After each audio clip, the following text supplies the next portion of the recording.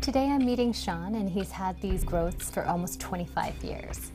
Got several of these here on my arm. This one hurts. Is it both arms, mostly your right arm? Or I have one here. Okay. And it started out slowly and then began to protrude more and more. These two, they've gotten larger. Anything happen before they come out? Like, do you remember injuring yourself? I did talk to one doctor, potentially from playing sports.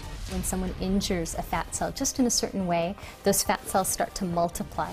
Did he ever do a test then to follow up? He was the one who said, okay, they're calcium deposits, and they wanted to remove it entirely. Nobody's really dug into this.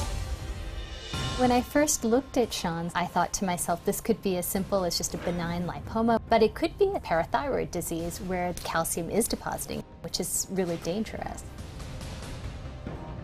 This is pretty mobile. What was kind of striking was that they're actually pretty large. And you said this was a little bit more painful. This is a 5-centimeter spot. The first thing I ordered was an imaging study called a CT scan to just get a better sense of whether they actually are calcified. Also, do they have a malignant look to them? Of course, we would do some blood tests as well. The one thing that's a really helpful tool is doing a biopsy and looking at why you're getting these. Once I did the biopsy, immediately I could see that there was a globule of yellow fat cells percolating at the surface of the skin. We're joined by dermatologist Dr. Sonia Batra, who agreed to take on this medical mystery case. How bad was his case? So it was a pretty severe case in that he had a number of spots and they were pretty big. So I think that made it a little bit more challenging just to diagnose. And how did you ultimately come down to your diagnosis? So because there was this question as to whether they were actually calcified, after I saw him, the first thing we did was order an imaging study to see if there really was calcium under the surface of the skin and just kind of gauge, like, how benign did these look? Are they fixed? Are they communicating with the underlying skin? And fortunately, right off the bat with the imaging study, there was no calcification. So that was really reassuring and nice to know.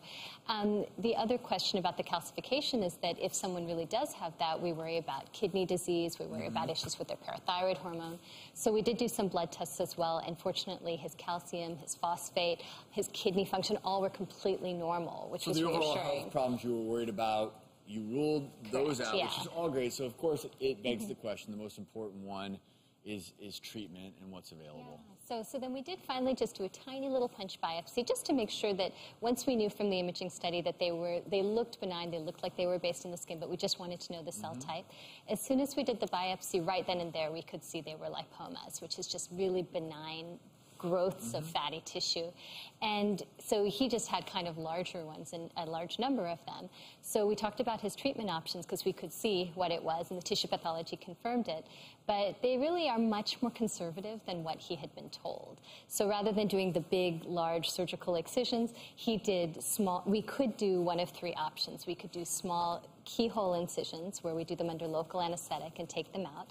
We could do liposuction to remove them. And there's even a new injection that is now being used elsewhere in the body to dissolve fat, and that might even be applicable to these. But really, he doesn't have to have them treated. They're completely benign. If he opts to live with them, it's totally fine as well. But he has answers. He has options, thanks to you, Dr. Batra. Always a pleasure. And I know that cracking the case to his mystery was an important part of the puzzle, but we're also going to send Shawn to Dr. David Ozog, a renowned dermatologist at Henry Ford Health Systems in Detroit.